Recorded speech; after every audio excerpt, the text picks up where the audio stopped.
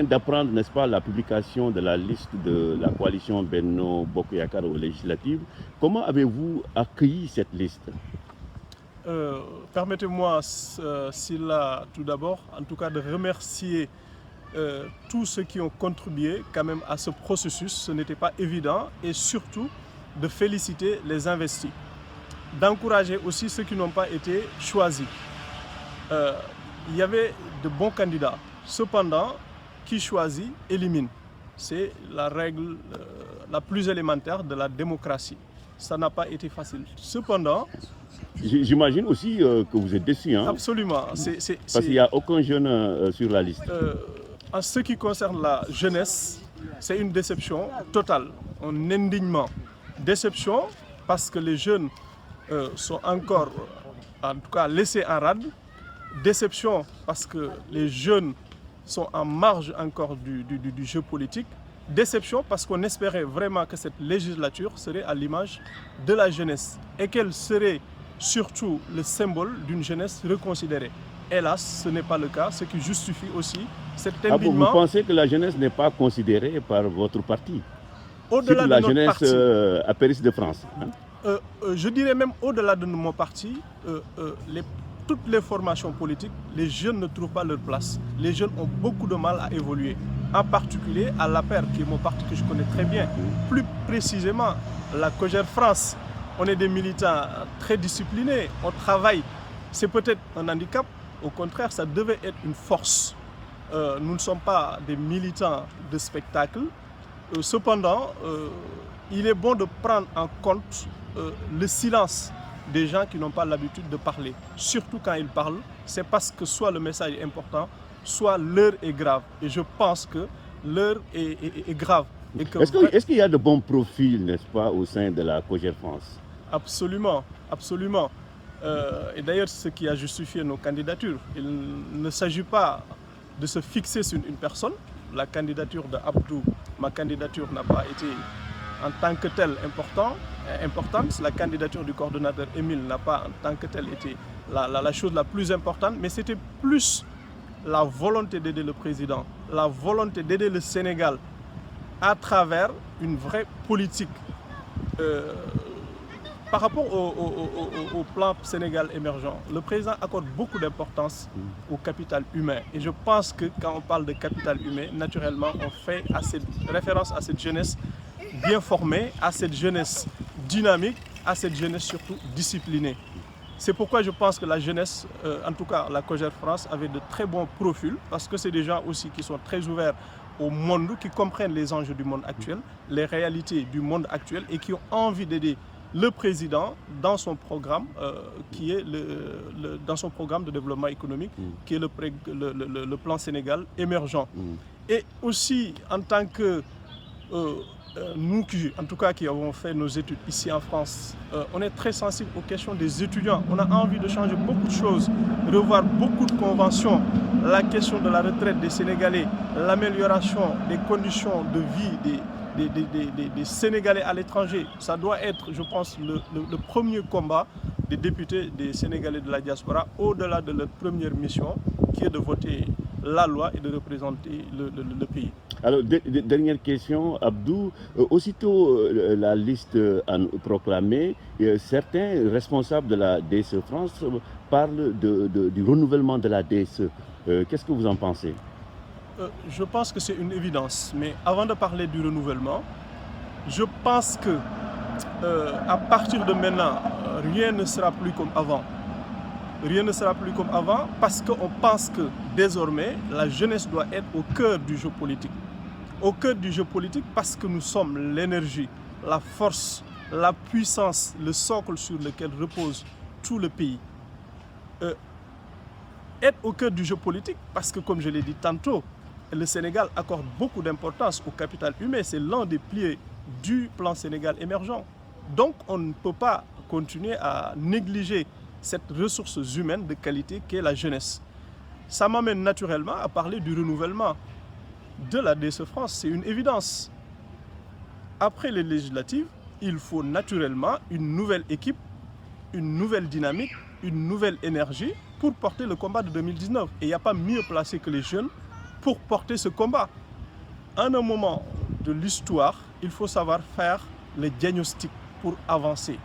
Les choses ne marchent pas très bien, il faut rectifier le tir. Il faut plus d'implication de la jeunesse. Ce qui est vrai au Sénégal et également en France. Les jeunes ne sont pas très bien impliqués dans le fonctionnement de la DSE. Très souvent... Est-ce qu'on pourrait avoir une candidature de la COJER, d'un responsable de la COJER?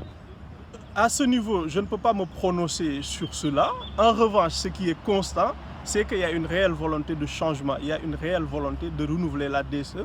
Et j'ai l'intime conviction que les jeunes auront une place fondamentale dans cette nouvelle équipe dirigeante de la DSE. Ça, c'est une évidence.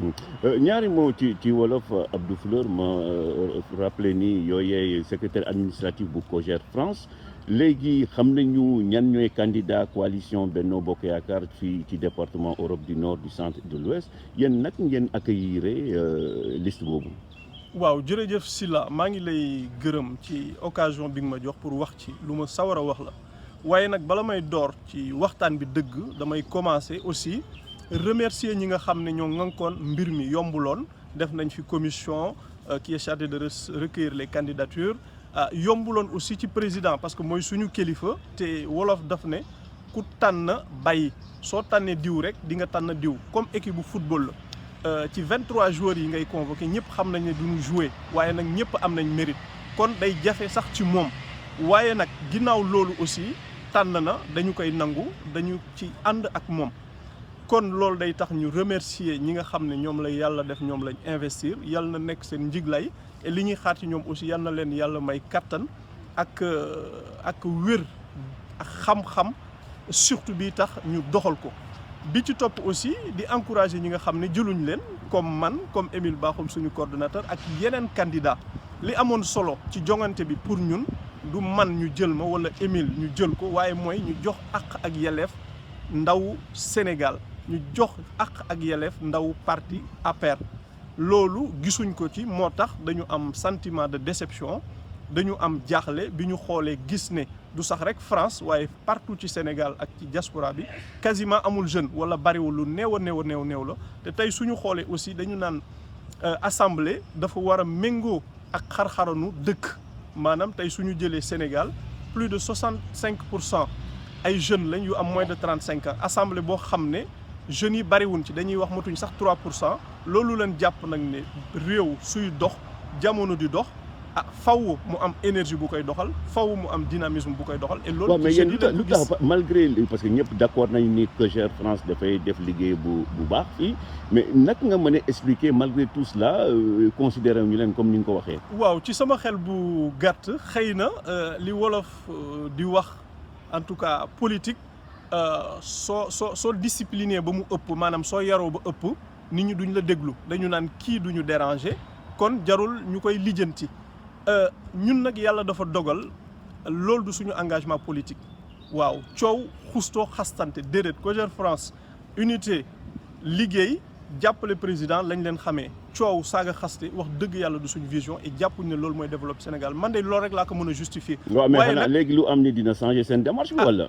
wolof daf ne mbéjum kanam borom moo koy fajal boppam ñun amuñu benn yéene bu dul accompagner président ci réew mi ko yàlla dénk am na vision mooy suñu leader gëm nañ ko et incha allah am nañ yàqin ne day teg Sénégal ci raay bi kooku amun ci sikki sàkk waaye nag pour mu def ko faw mu lëngoo ak jeunes yi ñun ñi nga xam ne ñooy contemporain Sénégal émergent bi mu tënk ci 2035 président ci Sénégal émergent daf ciy wax capital humain muy lu am solo tey nag mënoo wax capital humain te waxoo xam-xam mënoo wax capital humain te waxoo xarala mënoo wax capital humain te waxoo jeunesse kon yàlla def na ñun am na ay jeunes yoo xam ne am nañ formation yu baax am nañ expérience am nañ volonté gëm nañ ko depuis 2008 wax dëgg yàlla jàpp nañ ne aussi ñun ñoo war a bokk ci ñi porter combat 2019 pour président mën a am deuxième mandat et même APR continuer. yow du problème profil quoi. du problème mu profil problème mu ay ndaw lañ xëy na ak discipline bu ëpp man loolu rek laa ko gisee. Afrique nag li ñu tardel Sénégal mooy ndaw toujours ca ginnaaw lay nekk waaye dama ne olof danaan ndaw su loxoom setee mu bokk ak ay mag àdduna day dox jamono day dox jàpp naa ne daal à partir de législative yi rien ne sera plus comme avant ñun li ñu war a def ci législative yi bu soobee borom bi dinañ ko def waaye nag jàpp naa ne dinañu gën di dégg ci question yu bari. ci gàttal rek yàggul dara dañoo génne benn concept bu bees ñu tuddee ko campus Cogère liñ ci jublu mooy yeesal vulgarisation président mooy jëmmal liggéeyu président tàmbali nañ ko Émile coordonnateur bi expliqué na ko du yàgg rek dinañ ko gis ci Facebook bi maanaam ñuy jël en tout cas les secteurs phares ci yi nga xam ne moo ñor président muy jëm ci wàllu agriculture muy jëm ci enseignement supérieur muy jëm ci santé muy jëm ci PUDC muy jëm ci énergie yooyu yëpp dinañ ko gën a jëmmal wan Sénégal yi lan la ci gouvernement bi def lan moo ci yéene président pour wan na rek ñun liggéey rek moo ñu ñor innover rek moo ñu ñor jàppale président waaye nag mënatuñ continuer ci nii liggéey kenn du la gis kenn du la dégg kenn du la faale loolu moom jàpp naa ne ndaw yi pare nañ pour ñàkkati ko nangu daal. waaw dernière question bi mooy gis nañu ni bi ñu joxee liste bi rek am na responsable APR yi fii commencé ne il faut ñu yeesalaat DSE bi yow lan moo ci seen xalaat. waaw man damay dégg très souvent même ci campagne législative yi ñuy wax mbirum Macron Sénégal man gëwuma yooyu. Sénégal dafa am ay réalité France dafa am ay réalité waaye nag li nga xam ne mooy li ñëpp a nangu mooy àdduna bi ma ngi dox te ndaw yi bokk nañ ci ñi koy doxal ndaw ak mag nag fawuñu ànd parce que tamit mag am na expérience waaye ndaw mooy ëllëg faw nga jël ndaw nga toftal ko ci mag waaye fu ñu waxee rek ñu ne yow ndaw nga da ngay dem ci ginnaaw da ngay dem ba ci kanam sa heure jotagul jàpp nañ ne loolu daal jeex na tey loolu en tout cas Cogère France jàpp ma ne pareeti nañ pour nangu lu mel noonu loolu moo tax aussi à l'image du Sénégal France DSE bi amul sax sikki sàkk dañu ko war a renouveler et jàpp naa ne incha allah dañu koy renouveler dañu bëgg a xar-xaran yu bees DSE rawatina ay ndaw yu méngoo ak vision président yu méngoo ak jamono ñuy doxal Sénégal ñu teg ko ci raay bi ñun loolu mooy suñu yéey na adduna aussi soo demee ba mu yàgg ngay def taxaw seetlu ngay xool lii baax na lii baaxul lan moo ci baaxul nga soppi ko ñun tey jàpp nañ ne tey soo laajoon militant APR yi nekk France yëpp jàpp nañ ne DSE dañ ko war a yeesal te li koy yeesal war na ci bokk ay ndaw yu bare bari kon jàpp naa ne loolu à mon nom personnel c'est mon point de vue et c'est le point de vue aussi de la Cogère France amul sax sikki sàkk dañ ko war a yeesal ak ay ndaw. jërëjëf jërëjëf Sylla